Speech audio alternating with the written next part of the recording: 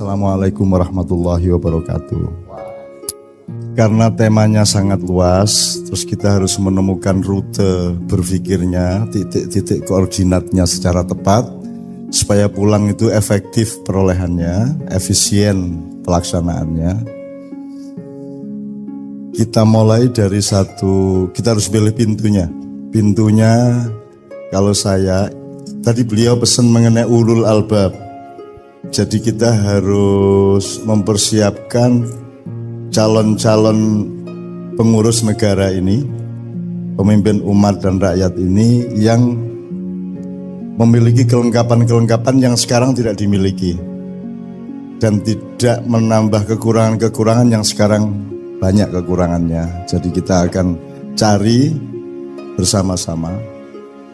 Untuk itu nanti awal-awal saya mohon izin untuk di dalam Islam Anda tahu ada 4 macam jalan yang dipakai oleh Allah untuk menjelaskan perjalanan hidup manusia. 1, sabil. Sabil itu Anda sudah kenal dengan idiom sabilillah.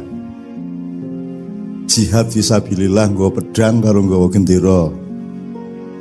Terus takbir ya. Nah kita cari nanti sabil itu apa. Terus ada kata yang juga sekarang sangat populer, syariah. Kemudian kata sifatnya syar'i. Jadi ada pakaian yang syar'i, ada yang tidak. Ngarep kuwi ra ono sing syar'i blas ya. Rada-rada mburi lumayan ibu-ibu guys, syar'i banget ya. Nah itu apa sebenarnya kita cari bersama-sama. Kita enggak marah sama siapa-siapa, enggak ngecam siapa-siapa, menggolek pase iki jane piye kan gitu. Nomor 2 syariah atau syar'i. Kata dasarnya syari. Ketika dia menjadi software menjadi syariah, menjadi kata sifat menjadi syar'i. Kalau aslinya syariah. Ya. Terus kita juga punya Thoriqah ya. Karena Anda tahu ada syariat, hakikat, thoriqat, hakikat, ma'rifat. Thoriq ini juga dipakai dalam Islam. Bahkan dia agak banyak berkaitan secara spiritual karena banyak kelompok-kelompok thoriqat. Jadi bahasa Jawa jenenge tirakat, Pak. Nah, tirakat ini kan intinya orang puasa sebenarnya. Dengan sikap hidup dan sikap mental tirakat ini kita sangat mudah untuk melatih diri berpuasa. Nah berpuasa itu ya ombo dan luas, ada gradasinya, ada peta-petanya, ada konstelasinya. Yang terakhir adalah sirot. Sirot ini kayaknya tidak pernah kita capai karena selama hidup asal kita sholat kita selalu masih pada posisi memohon agar Allah menunjukkan kepada kita sirotol mustaqim. Jadi orang sudah sehebat apapun, meskipun sudah ketua majelis ulama, udah jadi rektor, udah jadi sembayangi rajin kaya ngopo, apike kaya ngopo, tetep wae berposisi orang yang masih memohon petunjuk Allah agar supaya dipandu di sirotol mustaqim. Jadi sirot ini kayaknya agak jauh ini Pak. Nah, nanti kita cari bersama-sama.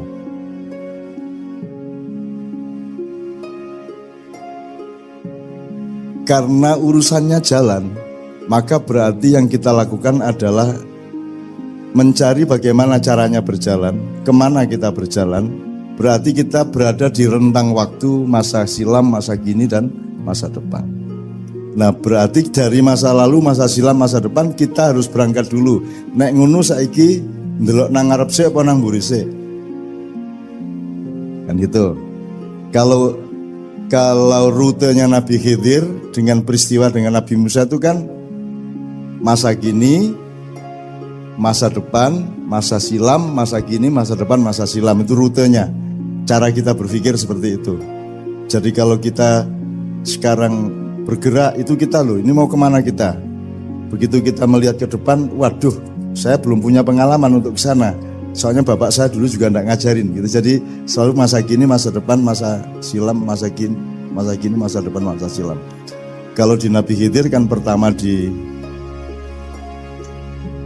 peristiwa kapal dibocorkan dan itu Ainul Yakin terjadi hari itu juga. konteksnya juga terjadi hari itu. Yang kedua, mencekik anak kecil, dan ini jangan ditiru, termasuk yang ikut mapala yang tidak usah mencekik-cekik lah ya. Dan saya sangat kagum kepada Pak Rektor sama Bapak PR3 yang mengundurkan diri sehingga mereka menjadi pemimpin.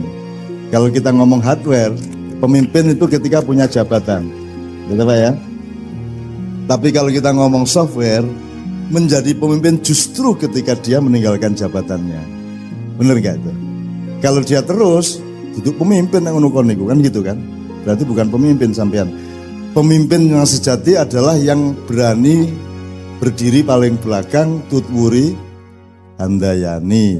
Nah, sekarang orang kalau di belakang mesti pekerjaannya bukan handayani tapi banyak yang hanjegali.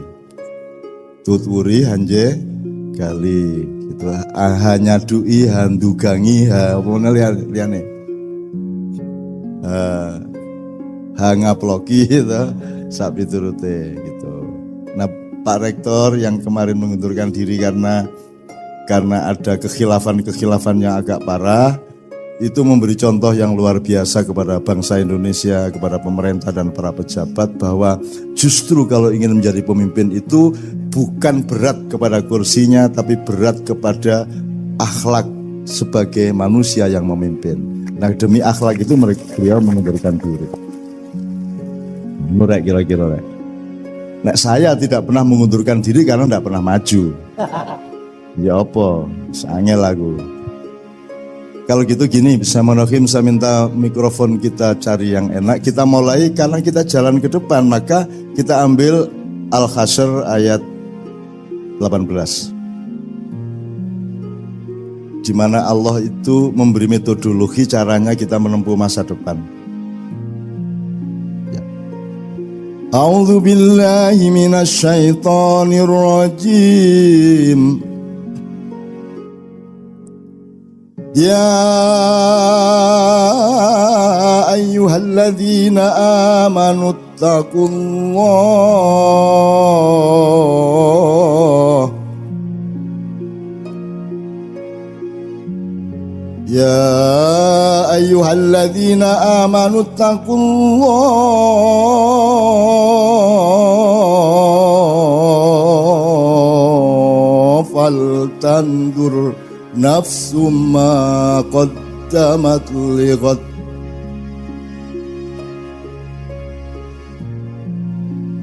Ya ayyuhalladzina amanu taqullah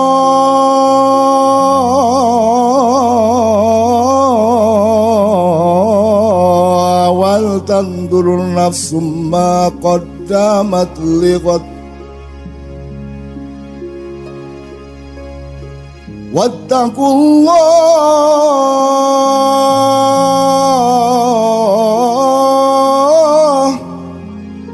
innallaha khabirum bima ta'malun.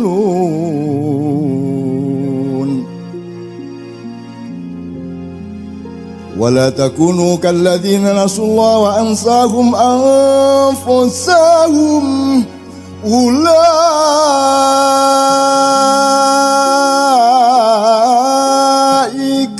humul fasiqun.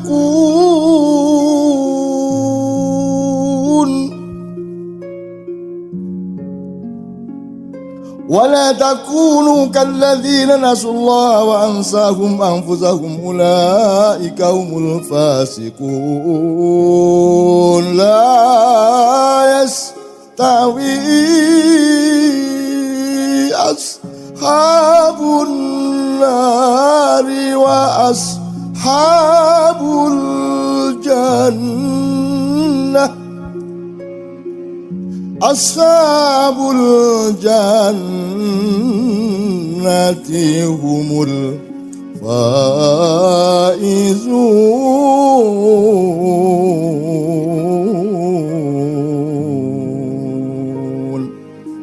Wahai orang-orang yang beriman,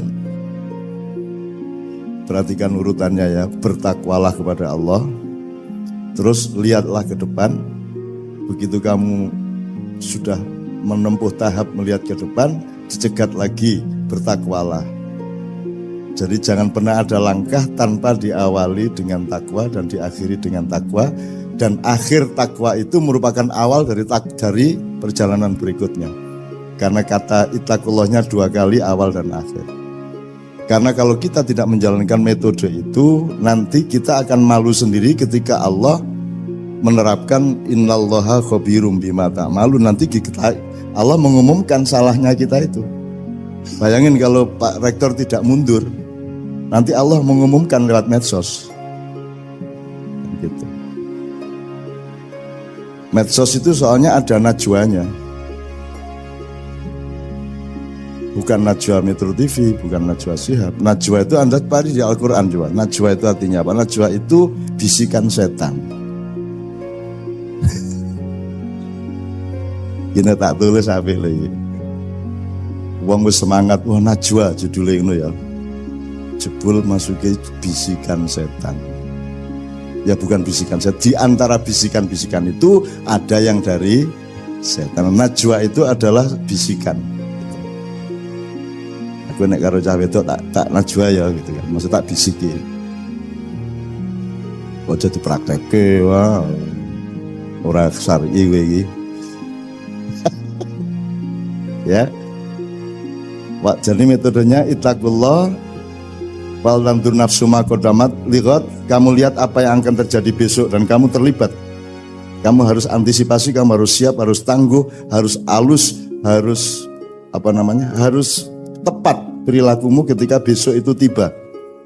Ini ada 2 yang saya kasih catatan. Satu, nanti kita cari ittaqullah, bertakwalah itu apa maksudnya? Apa titik beratnya itu takut kepada Allah? Kalau takut itu bahasa Al-Quran dan Arabnya ya khauf atau khosyah. Jadi bisa dia berakibat takut kepada Allah, tetapi tidak merupakan makna harfiah dari takwa adalah takut. Kalau dibilang patuh, kalau patuh taat, atiu ya, taatan. Gitu. Nah apa kalau gitu? Saya mencoba untuk sementara memberi titik berat waspada. Pokoknya hidup itu waspada Pak. Waspada ke dalam, keluar, ke kiri, ke kanan, ke atas, ke bawah, kecil, besar, everything itu waspada. Bahkan waspada terhadap dirimu sendiri, waspada terhadap keinginanmu sendiri, waspada terhadap cita-citamu sendiri, waspada terhadap setiap kata yang kamu ingin ucapkan, waspada terhadap kata yang terlanjur kamu ucapkan, waspada terhadap setiap yang akan kita putuskan, yang sedang kita putuskan maupun yang sudah terlanjur kita putuskan. Kita harus waspada terus menerus. Nah, itu 1. Nomor 2, ittaqullah wal tandur nafsu ma qaddamat lighad. Ini futurologi, berarti kita harus kuasai. Anak-anak dari yang mempelajari futurologi biasanya sejarah Pak ya. Jurusan sejarah ada enggak Pak? Enggak ada ya. Ya kalau gitu apa? Kalau antropologi belum ya. Kalau psikologi ada ya, ada psikologi. Oke, jadi takwa, melihat ke depan, takwa lagi. Setelah itu kita melihat laporan Allah tentang diri kita. Ada satu lagi nanti ketika kita diskusi kita akan elaborasi. Ini saya selesaikan ayat ini dulu. Innallaha khabirum bima ta'malun. Allah dalam Al-Quran kalau Anda baca terjemahannya khabirum bima ta'malun itu mengetahui apa yang kamu lakukan. Saya menerjemahkannya agak berbeda dan saya tidak menyatakan yang lama itu salah. Ya, pokoknya kita perkaya lah Pak. Kan gula sama-sama manis Pak, tapi caranya mengucapkan manisnya itu nyamleng kan beda-beda. Ono sing maknyus, ono sing markotop, ono meneh apa sing apa, wah jos.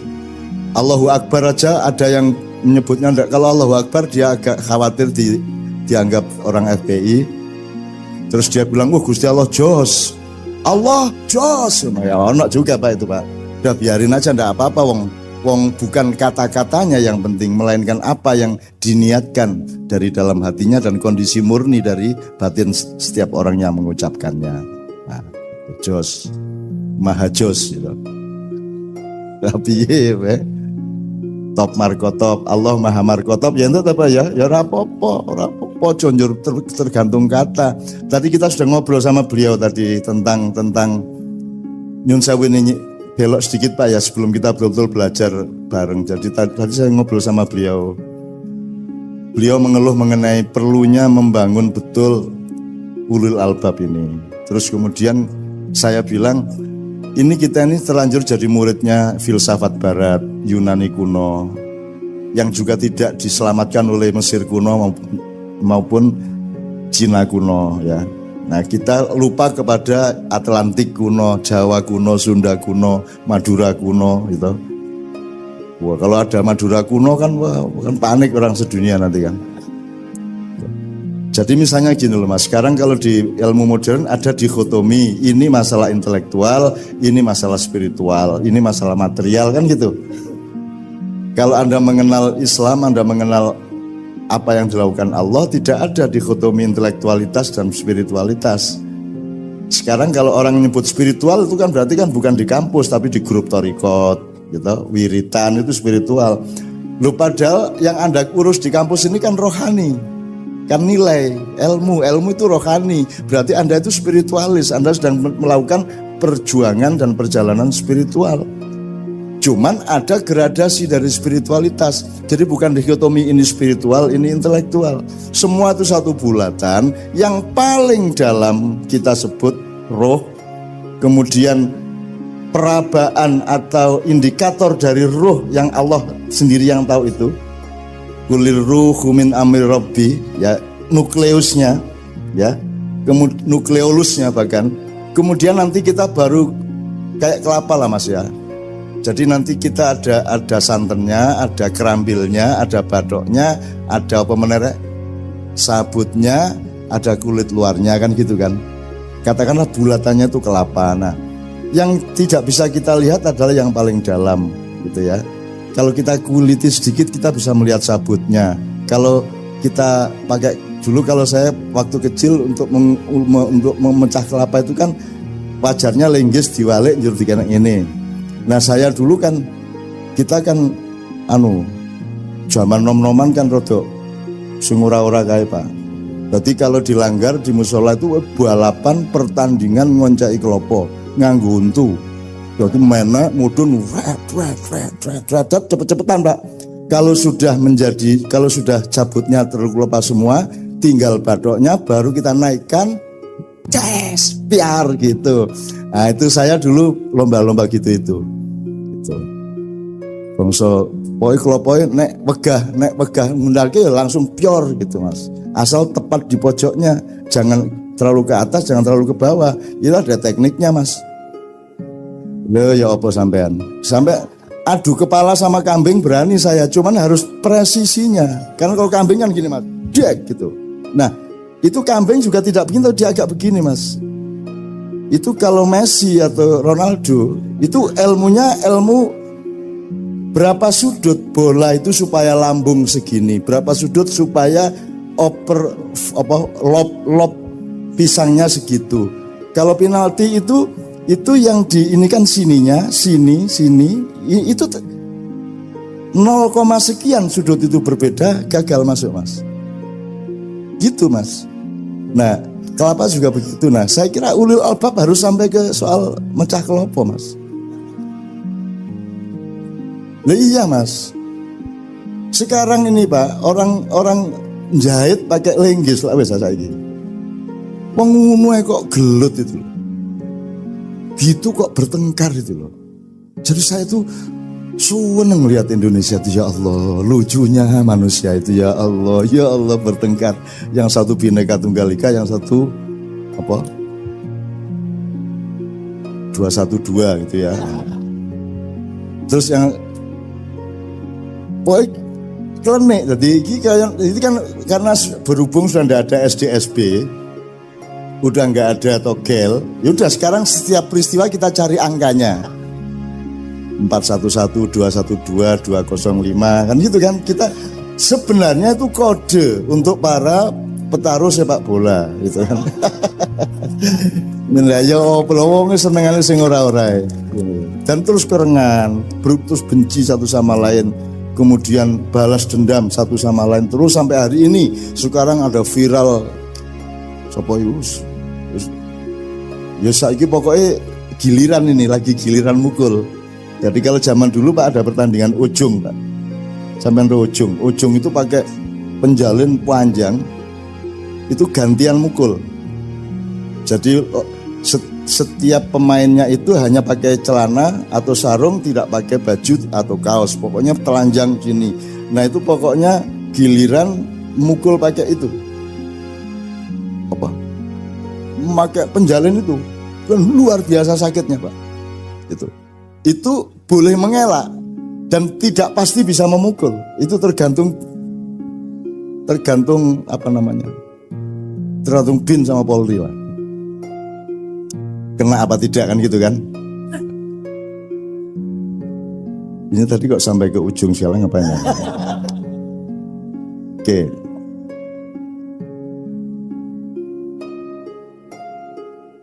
Tekan ngendi ta aku mau. Iya, enggak kok sampai ke penjalin apa tadi itu? Kelapa. Ya ini saya ngomong presisi. Saya kira salah satu problem Indonesia sekarang adalah tidak ada yang gelisah terhadap presisi intelektual ketika menilai sesuatu. Ada banyak bias-bias, ada banyak apa namanya? Goyang lah. Ngelihat sesuatu itu goyang gitu. Ya tidak presisi. Nah, presisi itu kalau bahasa Al-Qur'annya menurut saya hikmah. Hikmah itu dari kata hakama yahkumu. Kalau hikmatan atau hukman itu kan semacam penemuan yang teradil dari sesuatu hal, itu namanya hikmah. Tetesan yang paling murni dari suatu peristiwa itu namanya hikmah. Maka subjeknya yang namanya hakim adalah orang yang paling berpengalaman dan punya kelembutan nurani dan kecerdasan akal untuk menemukan yang paling adil dari suatu peristiwa. Itulah hakim. Jadi Al-Hakim, Allah Al-Hakim adalah Allah yang maha presisi, Allah yang maha mengetahui hikmah. Itu. Makanya kita selalu ngomong kalau ada apa-apa ya diambil hikmahnya gitu. Kalau kita kecurian motor gitu terus ketemu konco ya dijupuk hikmah gitu. Ning mergo kecurian beberapa kali, begitu ketemu konco, ayo ngomong hikmah, tak tutuk ndasmu gue, ayo ngomong hikmah, ini bola balik kecolongan aku. Awas ini ngomong hikmah gue, ayo. Gitu. Orang yang menderita berkali-kali jadi hafal Pak, ayo ngomong hikmah gue, ayo. Gitu. Oke, saya persingkat teman-teman sekalian. Faltantu nafsu makotamalin watakullah innallaha khabirun bima ta'malun. Kemudian Allah memberi teori lagi mengenai wala takunu kalladzina nasullaha wa ansahum anfusahum ulaika humul fasikun. Jadi definisi fasik adalah orang yang mengalami dialektika lupa kepada Allah sehingga lupa dirinya sehingga lupa Allah. Lupa ini mari kita buka pintunya. Lupa itu kan tidak hanya lupa, itu artinya ketidaktahuan, kekeliruan, dan itu bisa berlangsung di segala hal. Bisa lupa, Allah mengatakan nasullaha wa ansahum anfusahum. Anda lupa kepada dirimu sendiri. Lupa kepada dirimu sendiri itu kan boleh berkonteks macam-macam, kan gitu. Boleh identitas sosialnya, boleh jabatan strukturalnya, boleh konteks kekeluargaannya, boleh posisi sosialnya, boleh apa saja. Lupa kepada diri itu kan bahaya sekali. Gitu. Nah di Indonesia ini orang tidak punya kewaspadaan untuk tidak lupa. Gitu. Kadang-kadang undang-undang aja lupa. Kadang-kadang tapi ini tak contohin jadi dawa lah. Pokoknya jangan lupa aja, jangan, kalau seharusnya 2 derajat jangan 2,5 derajat gitu lah ya. Supaya itu sudah tersebut lupa gitu. Kemudian baru Allah di akhirnya, di endingnya memberi rumusan yang sangat jelas, tidak sama ahli neraka dengan ahli surga. Yang ahli surga adalah mereka yang beruntung. Nah sekarang untung itu kan definisi kita kan menentang Allah. Yang kita maksud untung kan untung materialisme, untung materi. Untung bagi Allah, aku takon, beruntung mana, rektor terus rektor, apa rektor mengundurkan diri karena kasus? Yang mana yang beruntung? Dia terus jadi rektor, apa dia mengundurkan diri? Yang mana yang beruntung?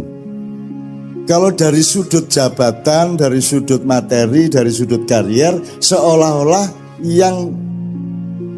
yang rugi adalah kalau tidak menjabat lagi.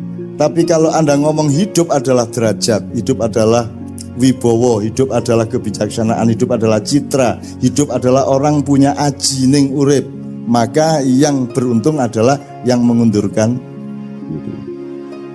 Tuh. Dan banyak sekali kasus-kasus. Ashabul jannati humul faizun. Oke, teman-teman sekalian, kita mulai dari situ, baru nanti kita lihat UII dan Indonesia F Fakultas Psikologi dan Ilmu Sosial Budaya. Anyar gitu ya. Enggak, maksud saya aku ini biar mlebu psikologi UGM, Pak. Bahwa ora diterima urusan UGM. Nek aku lak mlebu ya toh, karepku lak mlebu apa aku ora diterima itu gabungan dengan ilmu sosial ya.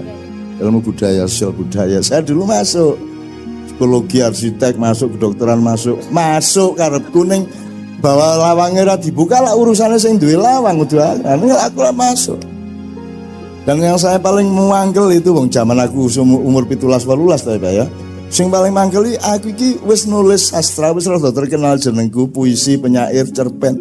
Masuk fakultas sastra enggak diterima saya. Jadi kalau masuk psikologi enggak diterima wajar lah ya. Arsitektur wajar lah. Tapi sastra enggak diterima lah. Dendam aku ya. Dendam aku. Ya wis akhirnya tak tokno, tak sepatani wis. Pokoknya 5 tahun meneh tak ceramai gue kabeh ngono aku. Gitu, dan Allah mendengar, waduh bocah iki sumpah. Ya wis tak kabulke wae kan itu. Akhirnya bener Mas, tanpa sadar karena 5 tahun kan udah lupa. Waktu itu namanya Sasdaya, Fakultas Sastra dan Budaya. Mereka juga udah lupa dan juga enggak kenal saya amat gitu ya. 5 tahun kemudian pas saya tuh diundang untuk ceramah umum ulang tahun Fakultas Sastra dan Budaya. Nah begitu aku nggak mau modiar gue yang itu. Itu waktu itu nyenengke. Aku sering saiki wis tak lereni lah sepoto-sepoto gue. Saya diusir dari pesantren, aku kok diusir Pak. Aku kok diusir. Lah rumah sama aku ini diusir karena diusir ini bedane opo. Ya diusir lah masalah. Aku begitu diusir keluar pesantren, nginep 1 malam di kota di Ponorogo, balik lagi ke kantor paginya. Dia lupa bahwa saya adalah tamu. Saya punya hak yang sama dengan siapapun yang aku bertamu, punya hak 1 minggu nginep di situ. Wah malah gratis, ora perlu sekolah, ora perlu nyapu, ora perlu malah dadi dayo HP banget kayak seminggu, malah tak nikmati untuk kemanapun saja di pesantren, lihat-lihat dan datangi semua yang terlibat ngusir saya itu. Tak datangi satu persatu. Oh itu gue tenono ya 5 tahun meneh gue dadi apa, aku dadi apa, tanggalnya dieling-eling. Nah. Bener 5 tahun lagi saya ke sana bener Mas, saya gue dadi apa, aku dadi apa, wes gue saiki dadi apa, ngono aku. Wah ya jenenge cah nom lah Mas. Gitu ya. Sekarang saya ndak gitu lagi ya. Dan betul-betul sekarang saya kemarin barusan dari reuni Gontor, Kiai Kanjeng juga ketika Gontor 100 tahun 90 tahun 90 tahun Kiai Kanjeng juga diminta ke sana. Jadi dulu itu ngusir itu juga pura-pura, wong buktinya sekarang mereka rindu kepada saya, buktinya sekarang mereka seneng gitu kan. Dan kapan Ustadz Hasan, itu Kiai Hasan yang sekarang memimpin pesantren itu kapan saja ada di mana saja, kalau saya ada acara beliau mesti datang dan beliau pasti saya seret naik maju. Demikian juga saya di mana saja kalau beliau ada acara saya mesti diminta datang dan saya naik maju. Jadi dia sahabat saya, dia musuh saya dalam sepak bola.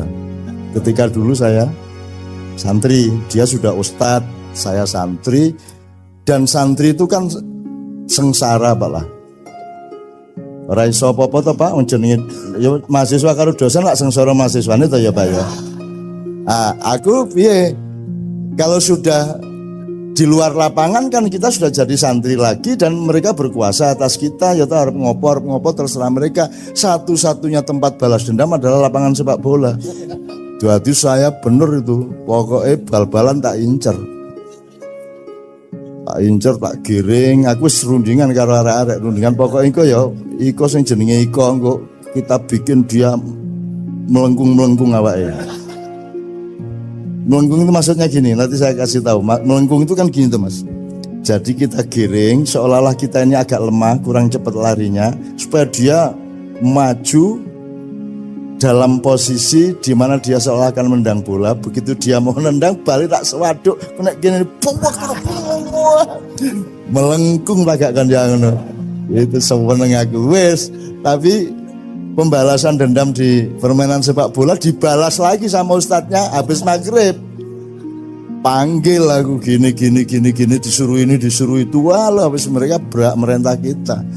Ya wes gitulah. Makanya saya tidak heran kalau di Jakarta pada balas dendam satu sama lain kayak sekarang itu. Surah apa-apa yang menungso kuwi gawe dolanan ning dunya iki karo Gusti Allah ya ora apa-apa, sing penting kowe aja lali nek perjalananmu itu menuju aku. Aku itu kangen kepadamu wahai hambaku, aku menanti kedatanganmu. Tujuan hidupmu tidak ada tempat lain kecuali engkau berjumpa denganku, liqa'u rabbi. Dan perjalananmu itu tidak ada alasan kecuali yarju liqa'a, barang siapa mengharapkan perjumpaan dengan Tuhannya. Jadi alasan perjalanan kita itu adalah ingin berjumpa sama Allah. Emang Allahnya bikinnya gitu. Kalau enggak mau, Anda mau kemana? Enggak ada jalan lain. Bahkan ada yang lebih gawat. In kuntum tuhibbunallaha fattabi'uni. Rasulullah disuruh ngomong begitu. Kalau memang kamu cinta kepada Allah, ikut saya. Kan gitu. Jadi kita ini menempuh sabil sirat torik syari itu karena kita sedang menempuh cinta. Dan kita tidak akan berhenti hanya karena kita nanti mati umur 60-70. Kita masih meneruskan perjalanan sampai kita bertemu dengan Allah di surga. Dan kita nanti bikin ulang tahun UI di surga. Tidak masalah, tidak apa-apa. Sampai nabi-nabi, apa kui gitu kan. Nah, loh ini UI ya Rasulullah, ini UI. Apa UI itu? Universitas Insyaallah Islam. Ya.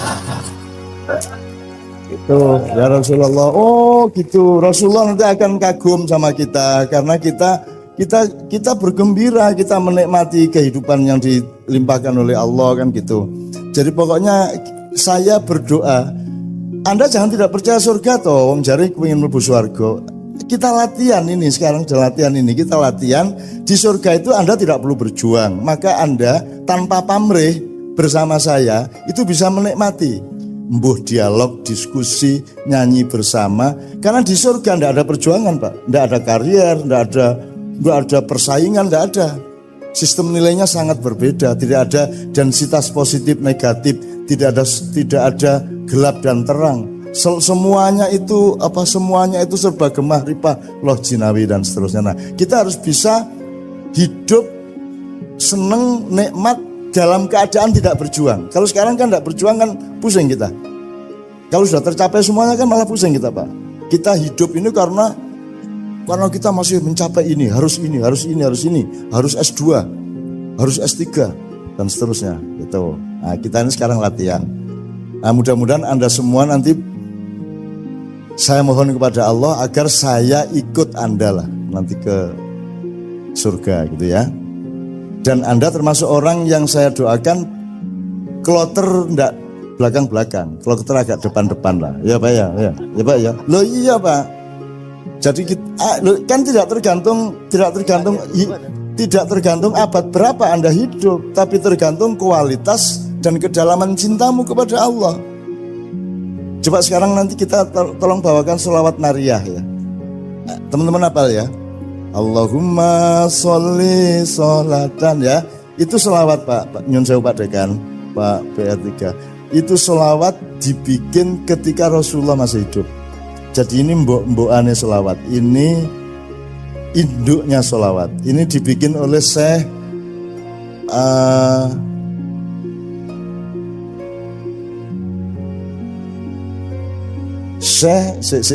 At-Tunisi. Syekh At-Tunisi tapi hidup di Maroko, dan yang menyebut ini sholawat nariyah adalah umat Islam Maroko. Ya. Jadi beliau itu hidup ketika Rasulullah dan dia sangat kagum, sangat cinta. Kemudian dia membaca 4.440 kali sholawat yang dia bikin itu. Besoknya dia sowan kepada Rasulullah. Ini ada hikmahnya, kalau Anda baca 33 kali ini urusan rezeki. Kalau Anda baca 41 kali rezeki dan derajat. Kalau ini semua kan ya muga-muga kabeh lah ya, tidak ada kepastian. Kemudian kalau Anda mau menyeluruh limpahan Allah kepada Anda, bacalah sholawat nariyah 4.444. Neng aku pesimis do gelem maca. Modar wae Pak ya ping 4. Anggo kowe entuk ping 23 bingung iki mau 23 para 24 ya wis ora sida kowe. Mesti ra sida kowe.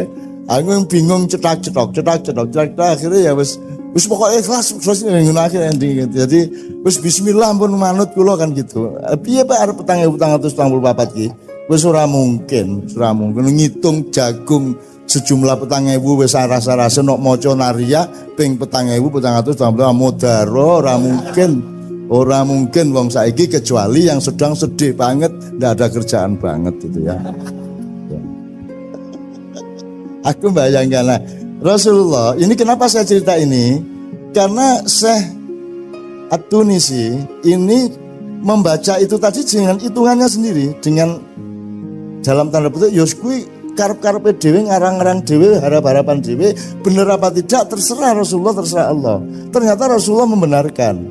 Nah, begitu beliau sowan Rasulullah semalam saya membaca sholawat untukmu ini sebanyak sekian kali, tapi saya minta satu hal yang Rasulullah tolong jangan menolak. Kalau Rasulullah sampai menolak permintaan saya ini, saya stres, galau nanti saya gitu. Rasulullah ini dilala ya murah, ya wes apa kono gitu, dipenuhin sama Rasulullah. Apa kamu minta apa? Kata Rasulullah. Terus Syekh At-Tunisi mengatakan gini loh, saya tuh nggak muluk-muluk, cuman tolong saya dimasukkan ke kloter pertama yang masuk surga. Oh iya ora masalah, wis tak lebokke gitu Mas. Ah saiki kowe arep piye? Kowe nek arep kloter pertama maca iki ping 4.000. Nah terus 44. Nek arep kloter pertama. Ning nek dilebokke aku ora ketemu Kanjeng Nabi yo ya toh. Mulane kene iki wis lah rasa gagas sing ngono-ngono kuwi. Yang penting kita benar-benar aduh ya Allah masyaallah.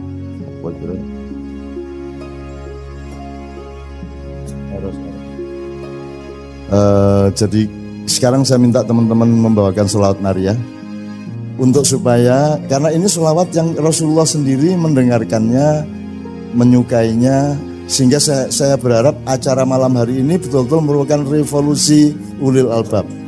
Artinya Anda oleh Allah agak disulap sedikit-sedikit, tidak konvensional. Anda mendapatkan limpahan yang lebih dari Allah. Besok mendapat kejutan-kejutan dari Allah. Apa yang lama Anda tunggu-tunggu besok datang. Apa yang lama Anda idam-idamkan kelihatan akan tercapai. Ya. Wanita yang Anda share sejak lama besok mesem sama Anda. Wow. Dari tadi saya mendoakan macam-macam kan, saya ngamin begitu soal sir-siran, amine banter ya karuan. Oh Islam yamin. Mas Islam ini istri beliau setahun yang lalu dipanggil Allah Subhanahu wa taala dalam usia 35 tahun. Nah, jadi Mas Islam ini kan masih umur 40. Yo coba kuwi wis ra duwe bojo. Kuwi kan yo piye coba kuwi. Itu kan dia tidak harus sabar, dia juga harus menyabarkan. Ngerti maksudnya? Dia harus sabar dengan dirinya sendiri dan dia harus menyabarkan anggotanya. Gitu Mas. Jadi nek adus iki didelok sabar le. Sabar le ya. As-sabru ngerti kae pendina maca hadis ya. As-sabru yu'inu ala kulli amalin. Ngerti kan? Sabar itu menolong setiap perbuatan. Innallaha innallaha ma'as sabirin. Aku duwe kanca sabirin biyen ning SMA. Isuk-isuk ning kelas kok ora ana bocah jebul sabirin mlebu sumur, Mas. Keceblung sumur. Us kita lari, akhirnya pokoknya singkat cerita bisa kita selamatkan tanpa luka, tanpa apa, bisa kita ambil lagi untuk bisa dinaikkan dan selamat. Dan di situ kita kemudian mempelajari dan membuktikan bahwa innallaha ma'as sabirin. Jelas toh wong sing selamat jenenge sabirin. Jadi sekarang Anda tahu asbabun nuzulnya ayat itu toh. Innallaha ma'as sabirin. Lane nek duwe anak jenenge sabirin. Assalamualaikum warahmatullahi wabarakatuh. Karena temanya sangat luas, terus kita harus menemukan rute berpikirnya, titik-titik koordinatnya secara tepat, supaya pulang itu efektif perolehannya, efisien pelaksanaannya. Kita mulai dari kita harus pilih pintunya. Pintunya, kalau saya, tadi beliau pesan mengenai ulul albab. Jadi kita harus mempersiapkan calon-calon pengurus negara ini, pemimpin umat dan rakyat ini yang memiliki kelengkapan-kelengkapan yang sekarang tidak dimiliki dan tidak menambah kekurangan-kekurangan yang sekarang banyak kekurangannya. Jadi kita akan cari bersama-sama. Untuk itu nanti awal-awal saya mohon izin untuk di dalam Islam Anda tahu ada 4 macam jalan yang dipakai oleh Allah untuk menjelaskan perjalanan hidup manusia. 1, sabil. Sabil itu Anda sudah kenal dengan idiom sabilillah. Jihad fisabilillah, nggawa pedang karo nggawa gendera. Terus takbir ya. Nah kita cari nanti sabil itu apa. Terus ada kata yang juga sekarang sangat populer, syariah, kemudian kata sifatnya syar'i. Jadi ada pakaian yang syar'i, ada yang tidak. Ngarep kuwi ra ono sing syar'i blas iki ya. Rada-rada mburi lumayan ibu-ibu guys syar'i banget ya. Nah, itu apa sebenarnya kita cari bersama-sama. Kita enggak marah sama siapa-siapa, enggak ngecam siapa-siapa, menggolek pase iki jane piye kan gitu. Nomor 2 syariah atau syar'i. Kata dasarnya syari. Ketika dia menjadi software menjadi syariah, menjadi kata sifat menjadi syar'i. Kalau aslinya syariah. Ya. Terus kita juga punya torikoh ya. Karena Anda tahu ada syariat, hakikat, torikot, hakikat, ma'rifat. Torik ini juga dipakai dalam Islam.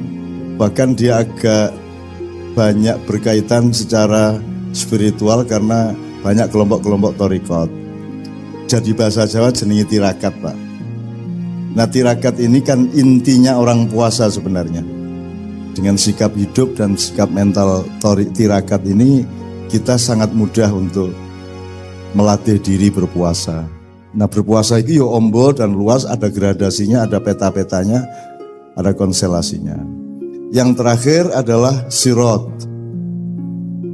Sirot ini kayaknya tidak pernah kita capai karena selama hidup asal kita sholat kita selalu masih pada posisi memohon agar Allah menunjukkan kepada kita sirotol mustaqim. Jadi orang sudah sehebat apapun meskipun sudah ketua majelis ulama, udah jadi rektor, udah jadi sembayangi rajin kaya ngopo, apike kaya ngopo, tetep wae berposisi orang yang masih memohon petunjuk Allah agar supaya dipandu di sirotol mustaqim. Jadi sirot ini kayaknya agak jauh ini Pak.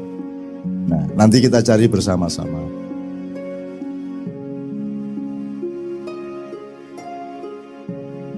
Karena urusannya jalan, maka berarti yang kita lakukan adalah mencari bagaimana caranya berjalan, kemana kita berjalan. Berarti kita berada di rentang waktu masa silam, masa kini, dan masa depan. Nah berarti dari masa lalu, masa silam, masa depan kita harus berangkat dulu. Nek ngono saiki ndelok nang ngarep sik apa nang mburi sik? Kan gitu. Kalau rutenya Nabi Khidir dengan peristiwa dengan Nabi Musa itu kan masa kini, masa depan, masa silam, masa kini, masa depan, masa silam, itu rutenya. Cara kita berpikir seperti itu. Jadi kalau kita sekarang bergerak itu kita loh, ini mau kemana kita? Begitu kita melihat ke depan, waduh, saya belum punya pengalaman untuk ke sana. Soalnya bapak saya dulu juga enggak ngajarin gitu. Jadi selalu masa kini, masa depan, masa silam, masa kini, masa depan, masa silam. Kalau di Nabi Khidir kan pertama di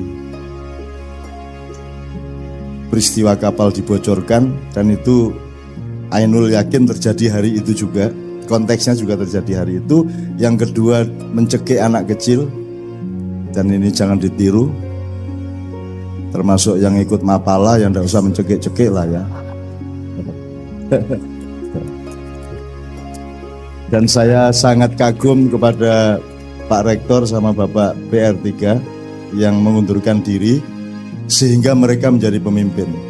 Kalau kita ngomong hardware, pemimpin itu ketika punya jabatan, betul Pak ya? Tapi kalau kita ngomong software, menjadi pemimpin justru ketika dia meninggalkan jabatannya. Bener gak itu? Kalau dia terus duduk pemimpin yang nukon kan gitu kan? Berarti bukan pemimpin sampean. Pemimpin yang sejati adalah yang berani berdiri paling belakang, tutwuri handayani. Nah, sekarang orang kalau di belakang mesti pekerjaannya bukan handayani tapi banyak yang hanjegali. Tutwuri hanjegali gitu. Hanya dui handugangi apa liane. Hangaploki gitu. Sapi turute gitu.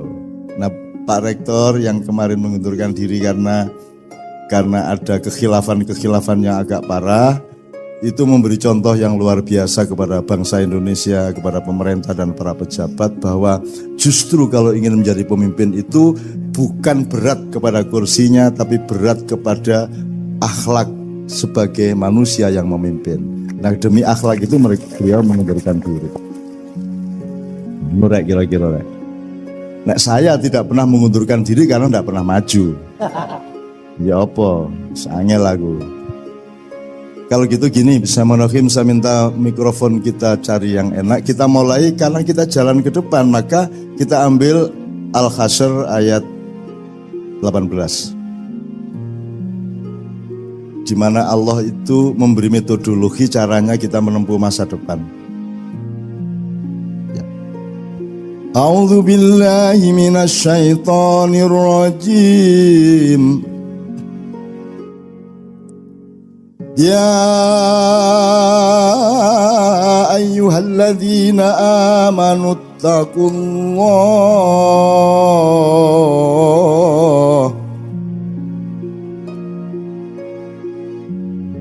Ya ayyuhalladzina amanu taqullah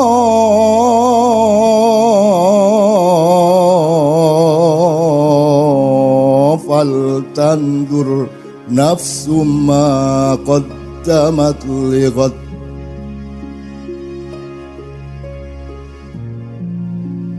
Ya ayyuhalladzina amanu taqullaha wal tanzur nafsum ma qaddamat lighad.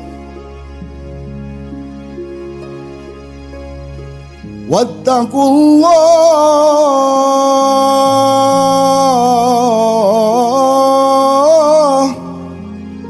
innallaha khabirum bima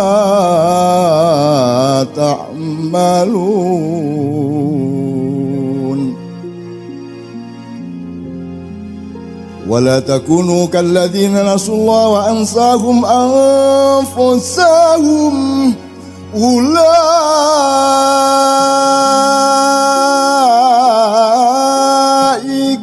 humul fasiqun.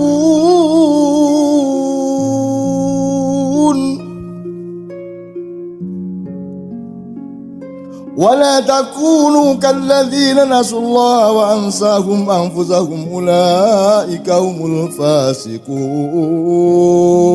لا يستوي أصحاب النار وأصحاب الجنة أصحاب الجنة هم الفائزون.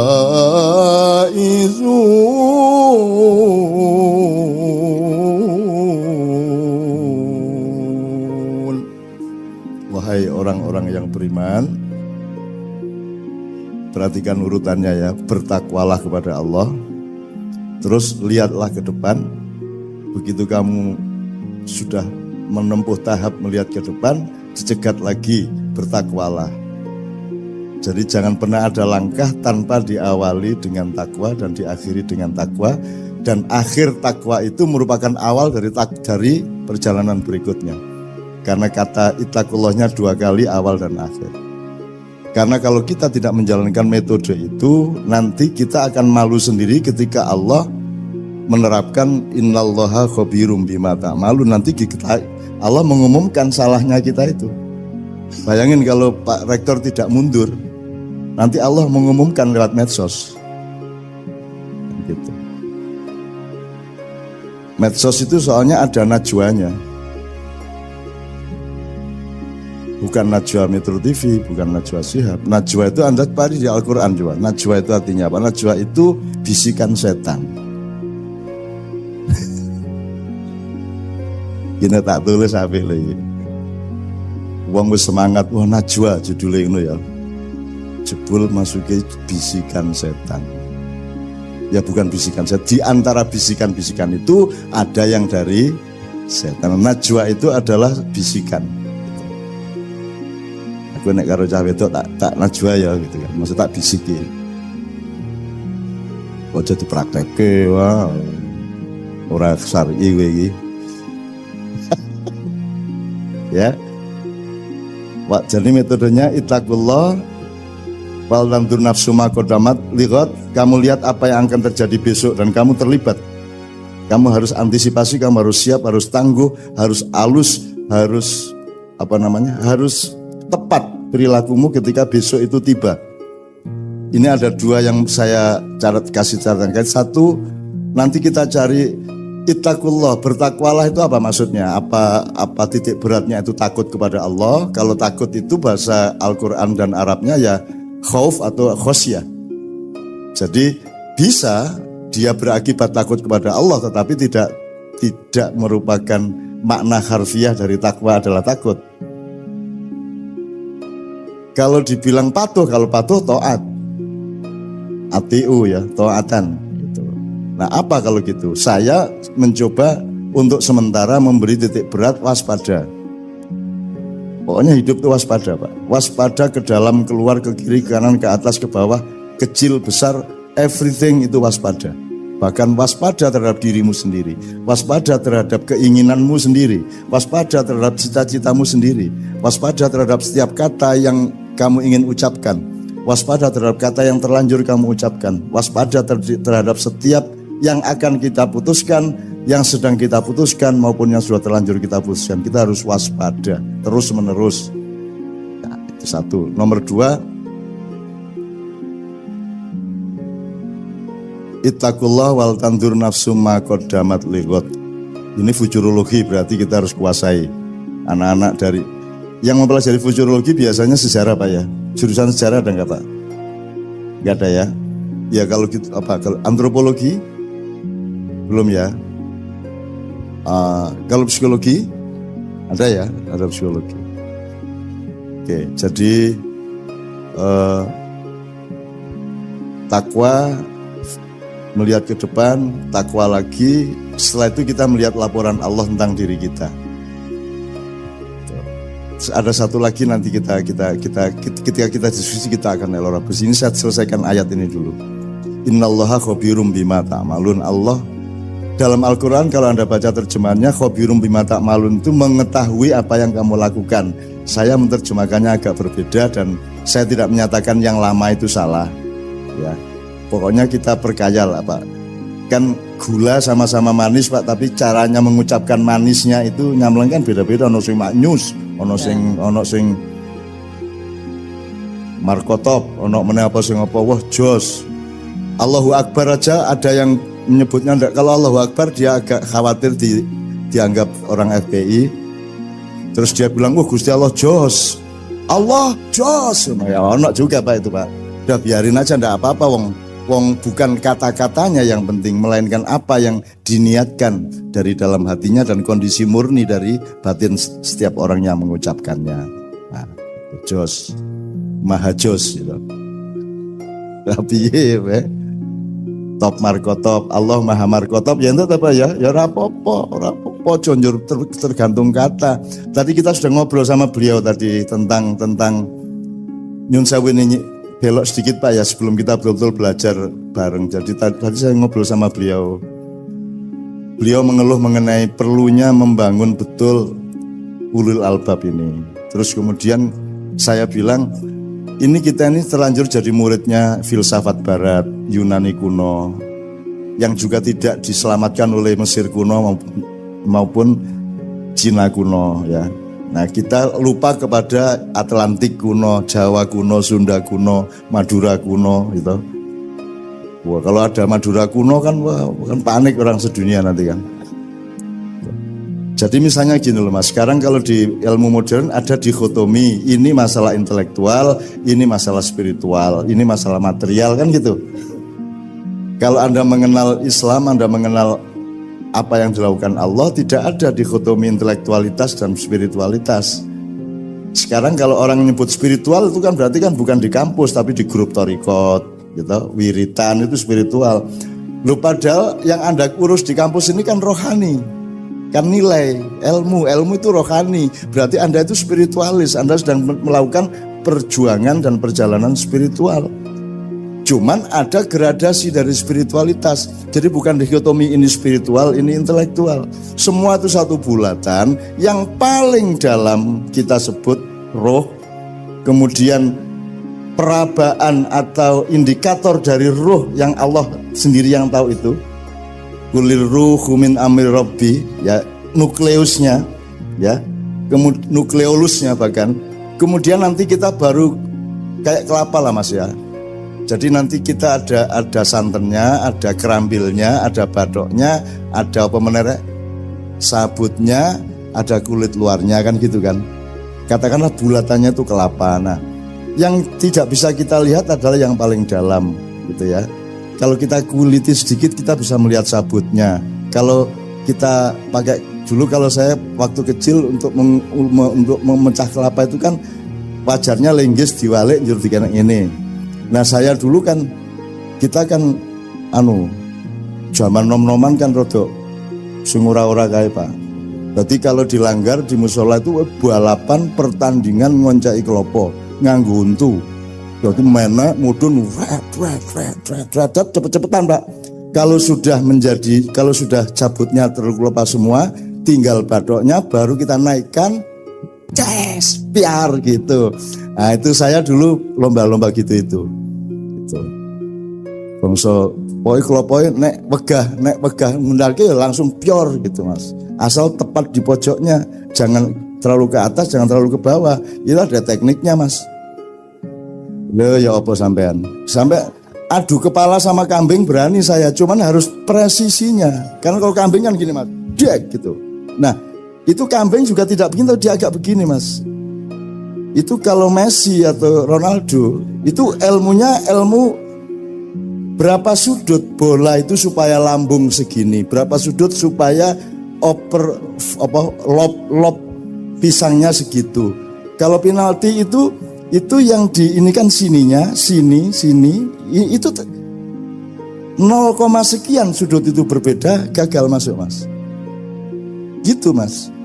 Nah kelapa juga begitu. Nah saya kira ulul albab harus sampai ke soal mecah kelopo Mas. Lah iya Mas. Sekarang ini Pak, orang jahit pakai linggis lah wis saiki. Wong ngono kok gelut itu loh. Gitu kok bertengkar itu loh. Jadi saya tuh seneng lihat Indonesia itu, ya Allah, lucunya manusia itu, ya Allah bertengkar. Yang satu Bhinneka Tunggal Ika, yang satu apa? 212 gitu ya. Terus yang boy klenik, jadi ini kan karena berhubung sudah tidak ada SD SD, udah nggak ada togel, yaudah sekarang setiap peristiwa kita cari angkanya 411, 212, 205 kan gitu kan. Kita sebenarnya itu kode untuk para petarung sepak bola gitu kan. Menilai wong senengane sing ora-ora dan terus kerengan, terus benci satu sama lain, kemudian balas dendam satu sama lain terus sampai hari ini. Sekarang ada viral sapa yus. Ya saiki pokoknya giliran ini lagi giliran mukul. Jadi kalau zaman dulu Pak ada pertandingan ujung Pak. Sampai ujung. Ujung itu pakai penjalin panjang. Itu gantian mukul.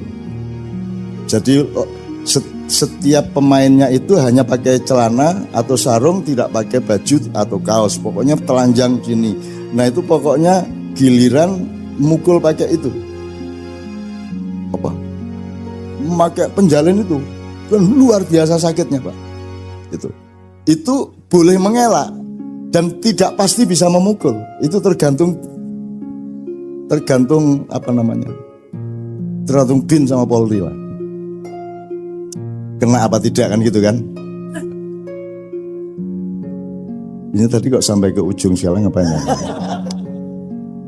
Oke.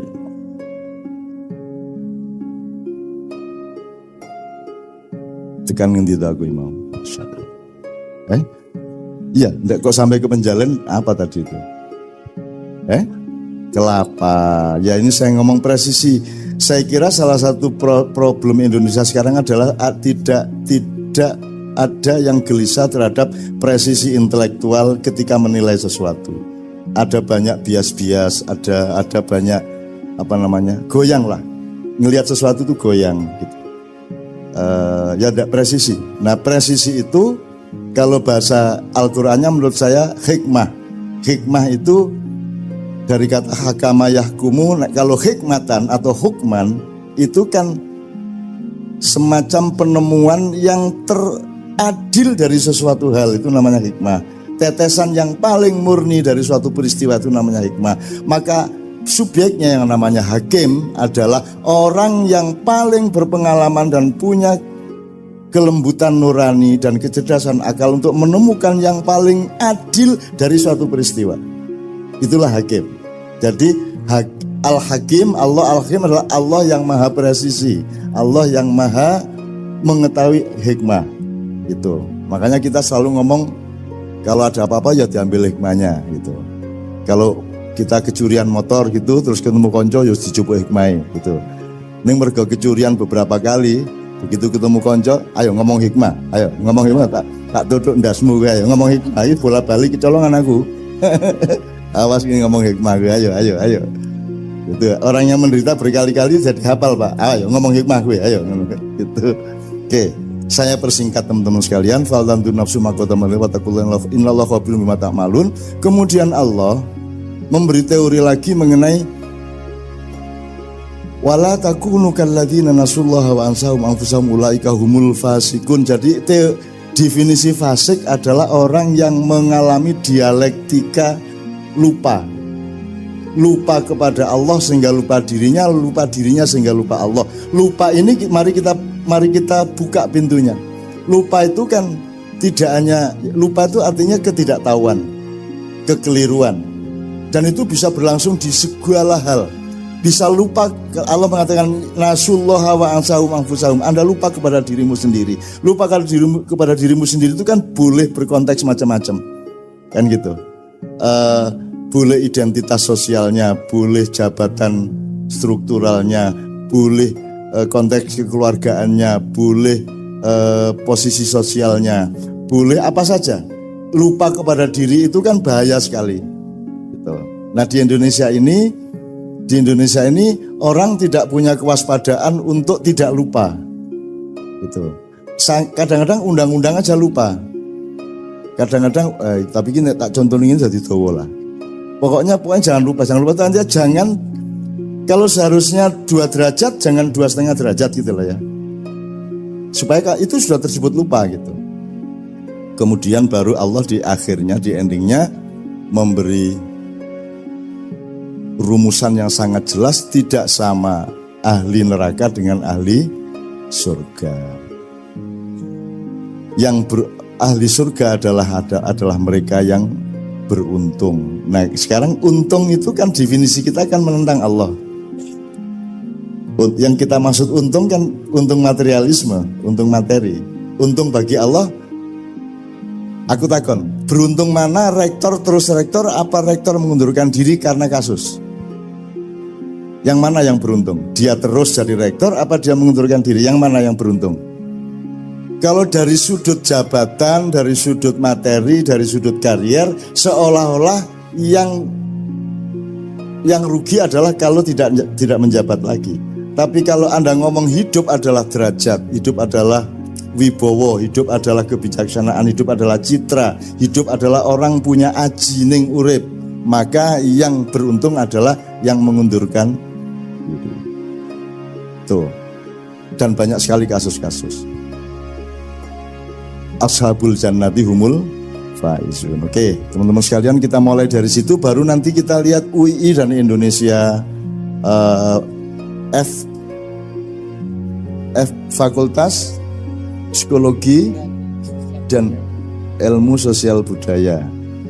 Anyar gitu ya. Enggak, maksud saya aku ini biar mlebu psikologi UGM, Pak. Bahwa ora diterima urusan UGM.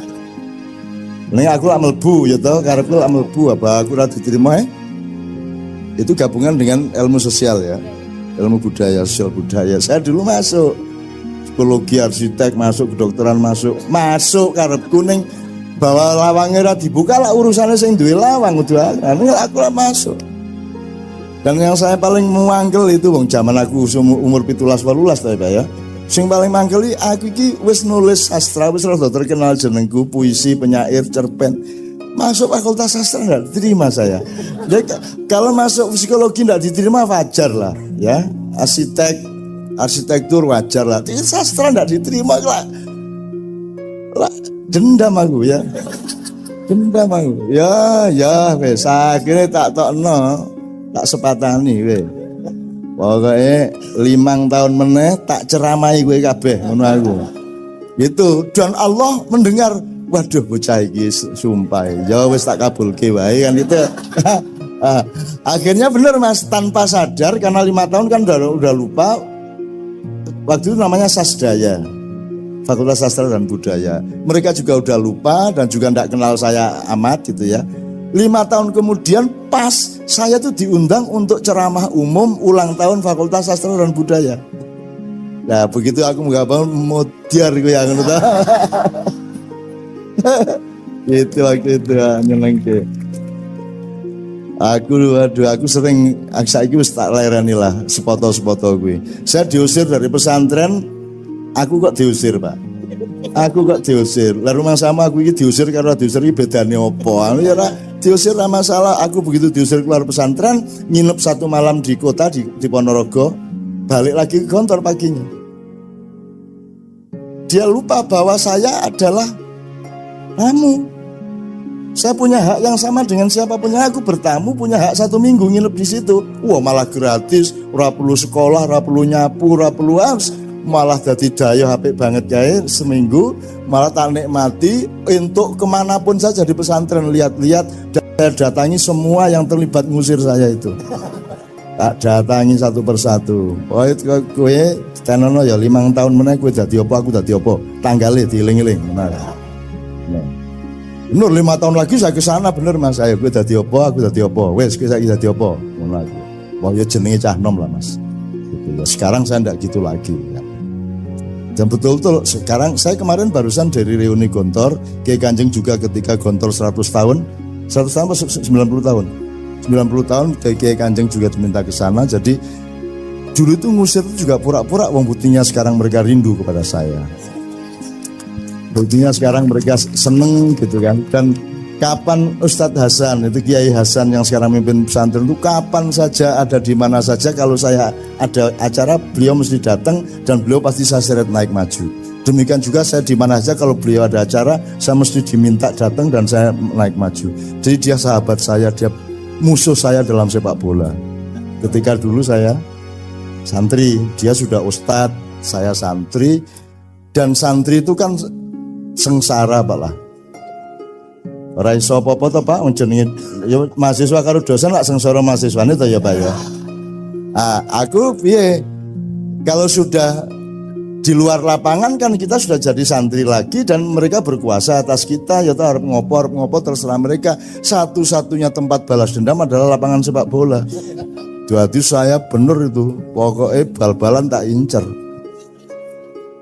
Tak incer, tak giring, aku serundingan karo arek-arek rundingan pokoknya iko sing jenenge iko kita bikin dia melengkung awake.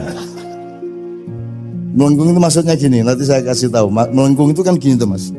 Jadi kita giring seolah-olah kita ini agak lemah, kurang cepat larinya, supaya dia maju dalam posisi di mana dia seolah akan mendang bola. Begitu dia mau nendang, balik tak sewaduk, kena gini, melengkung agak kan jangan. Itu seweneng aku wes. Tapi pembalasan dendam di permainan sepak bola dibalas lagi sama ustadznya habis maghrib. Panggil aku gini disuruh ini disuruh itu, walah habis mereka berak merentah kita. Ya wes gitulah. Makanya saya tidak heran kalau di Jakarta pada balas dendam satu sama lain kayak sekarang itu. Ora apa-apa menyang menungso kuwi gawe dolanan ning donya iki karo Gusti Allah ya ora apa-apa. Sing penting kowe aja lali nek perjalananmu itu menuju aku. Aku itu kangen kepadamu wahai hambaku. Aku menanti kedatanganmu. Tujuan hidupmu tidak ada tempat lain kecuali engkau berjumpa denganku. Liqa'u Rabbi. Dan perjalananmu itu tidak ada alasan kecuali yarju liqa'a. Barang siapa mengharapkan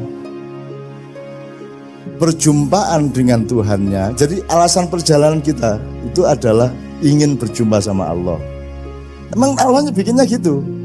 Kalau enggak mau, Anda mau kemana? Enggak ada jalan lain. Bahkan ada yang lebih gawat.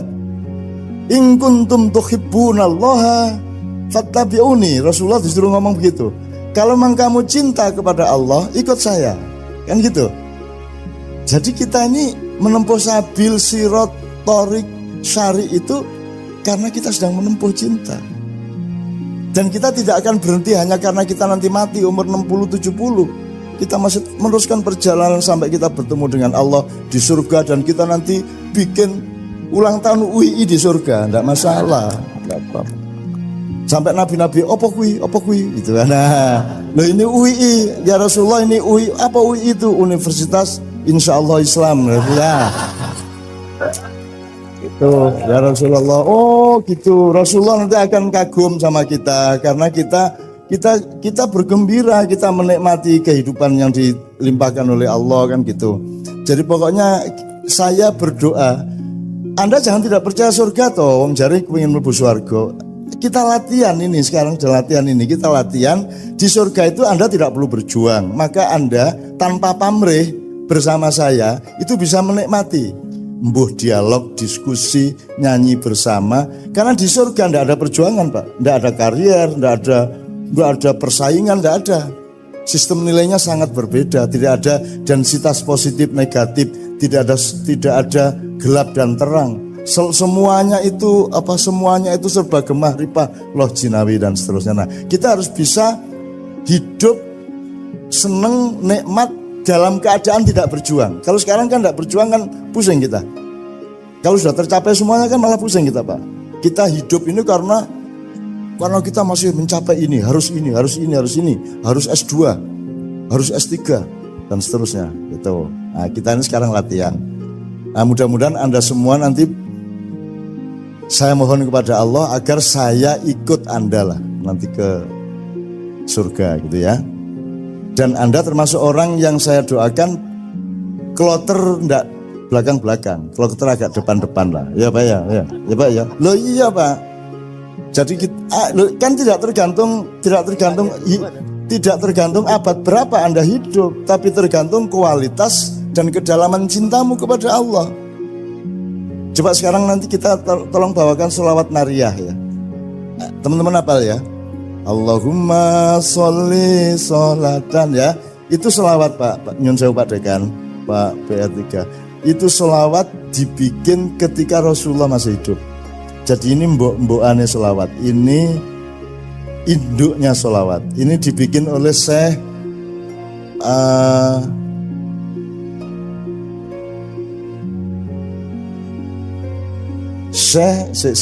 At-Tunisi. Syekh At-Tunisi tapi hidup di Maroko, dan yang menyebut ini sholawat nariyah adalah umat Islam Maroko.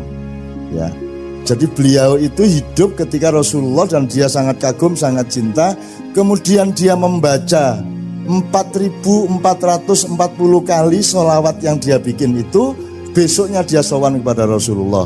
Ini ada hikmahnya, kalau Anda baca 33 kali ini urusan rezeki. Kalau Anda baca 41 kali rezeki dan derajat. Kalau ini semua kan ya muga-muga kabeh lah ya, tidak ada kepastian. Kemudian kalau Anda mau menyeluruh limpahan Allah kepada Anda, bacalah sholawat nariyah 4.444. Neng aku pesimis do gelem maca. Modar wae piye Pak ya ping 4. Anggo kowe entuk ping 23 bingung iki mau 23 para 24 ya wis ora sida sida kowe. Mesti ra sida kowe. Aku bingung cetak akhirnya ya wis pokoknya ikhlas ngono akhir ending. Jadi wis bismillah pun manut kula kan gitu. Piye Pak arep 4.444 ki? Wis ora mungkin ngitung jagung sejumlah 4.000 wis rasa-rasa nok maca nariyah ping 4.444 modaro ora mungkin wong saiki kecuali yang sedang sedih banget, ndak ada kerjaan banget gitu ya.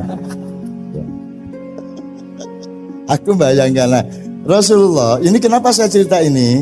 Karena Syekh At-Tunisi ini membaca itu tadi dengan hitungannya sendiri, dengan dalam tanda petik yos kuwi karep-karepe dhewe, ngarang-ngarang dhewe, harap-harapan dhewe, bener apa tidak terserah Rasulullah, terserah Allah. Ternyata Rasulullah membenarkan.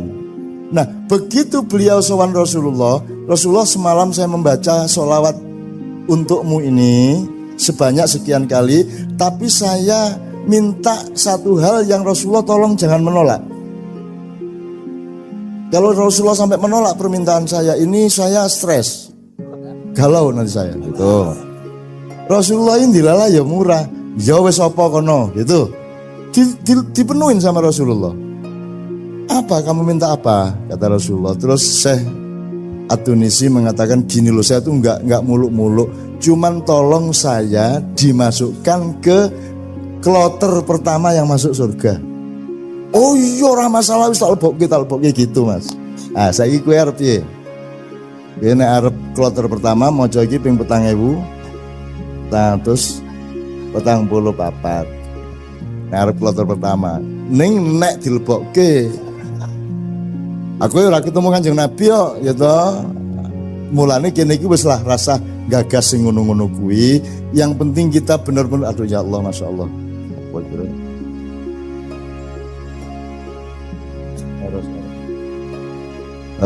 Jadi sekarang saya minta teman-teman membawakan sholawat nariyah untuk supaya, karena ini sholawat yang Rasulullah sendiri mendengarkannya, menyukainya, sehingga saya berharap acara malam hari ini betul-betul merupakan revolusi ulil albab.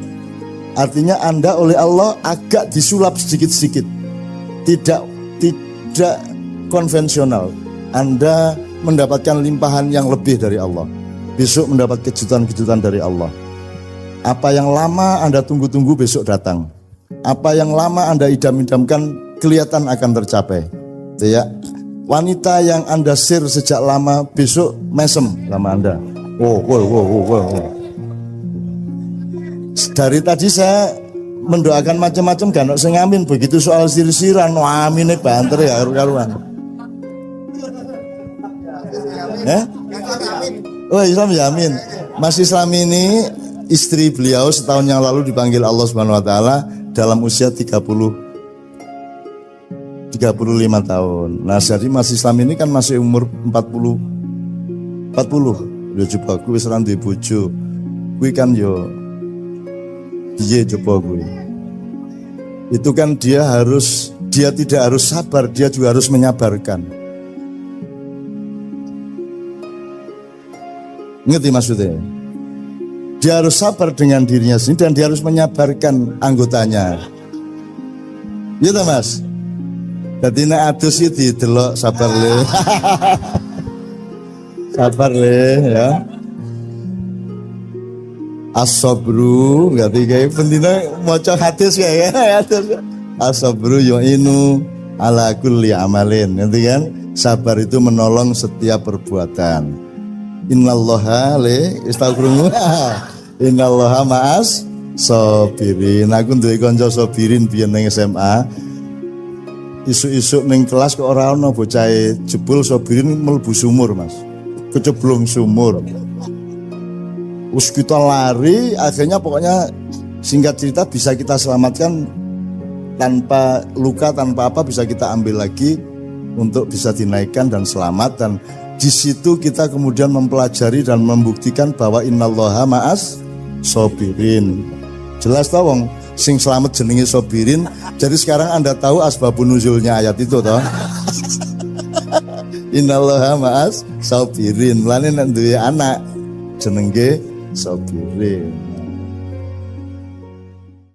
Sudah di luar lapangan kan kita sudah jadi santri lagi dan mereka berkuasa atas kita. Ya harap ngopo terserah mereka. Satu-satunya tempat balas dendam adalah lapangan sepak bola. Jadi saya bener itu, pokoknya bal-balan tak incer,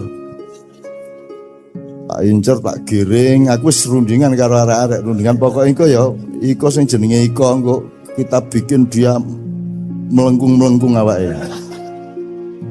Melengkung itu maksudnya gini, nanti saya kasih tahu. Melengkung itu kan gini tuh Mas. Jadi kita giring seolah-olah kita ini agak lemah, kurang cepat larinya, supaya dia maju dalam posisi di mana dia seolah akan menendang bola. Begitu dia mau nendang, balik tak sewaduk, kena gini,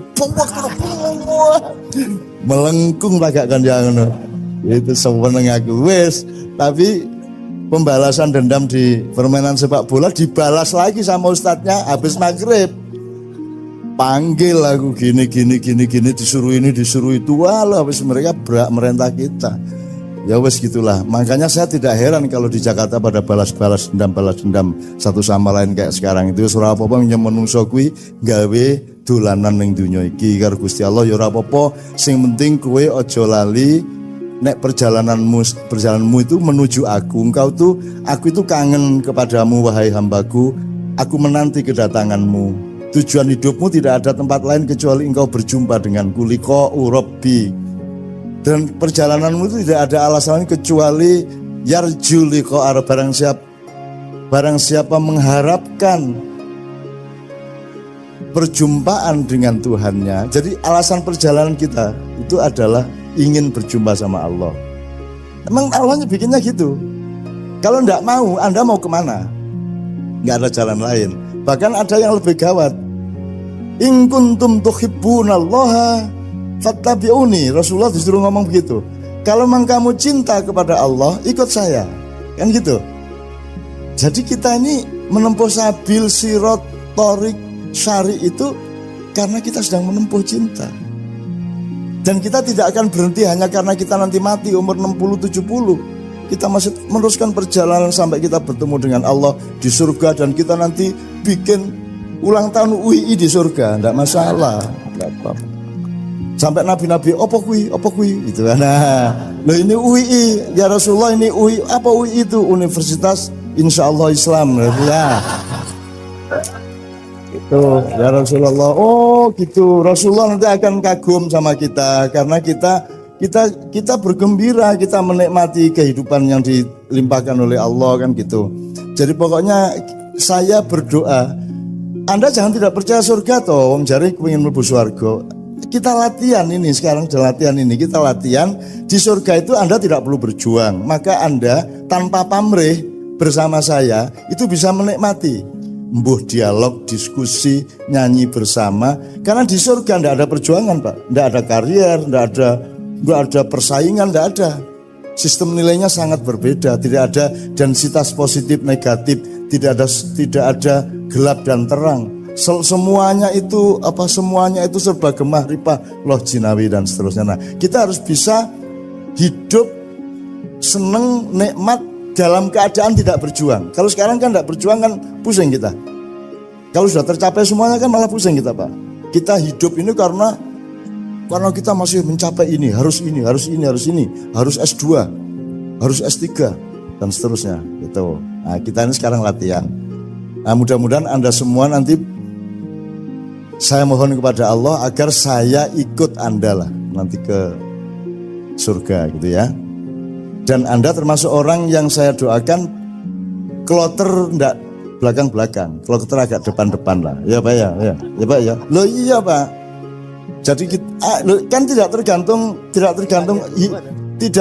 abad berapa Anda hidup, tapi tergantung kualitas dan kedalaman cintamu kepada Allah. Coba sekarang nanti kita tolong bawakan sholawat nariyah ya. Teman-teman hafal ya.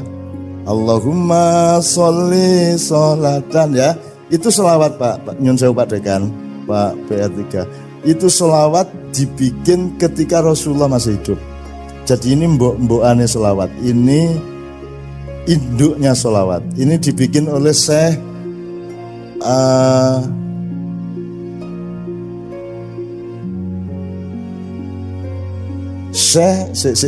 At-Tunisi.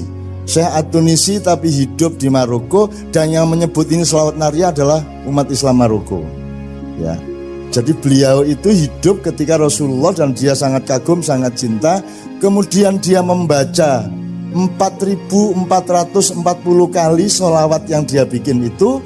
Besoknya dia sowan kepada Rasulullah. Ini ada hikmahnya, kalau Anda baca 33 kali ini urusan rezeki. Kalau Anda baca 41 kali rezeki dan derajat. Kalau ini semua kan ya muga-muga kabeh lah ya, tidak ada kepastian. Kemudian kalau Anda mau menyeluruh limpahan Allah kepada Anda, bacalah sholawat nariyah 4.444. Neng aku pesimis do gelem maca. Modar wae piye Pak ya ping 4. Anggo kowe entuk ping 23 bingung iki mau 23 para 24. Ah wis ora sida kowe. Mesti ra sida kowe. Aku yang bingung cetak akhirnya ya wis pokoknya ikhlas terus ngono akhir ending gitu. Jadi wis bismillah pun manut kula kan gitu. Piye Pak arep 4.444 ki?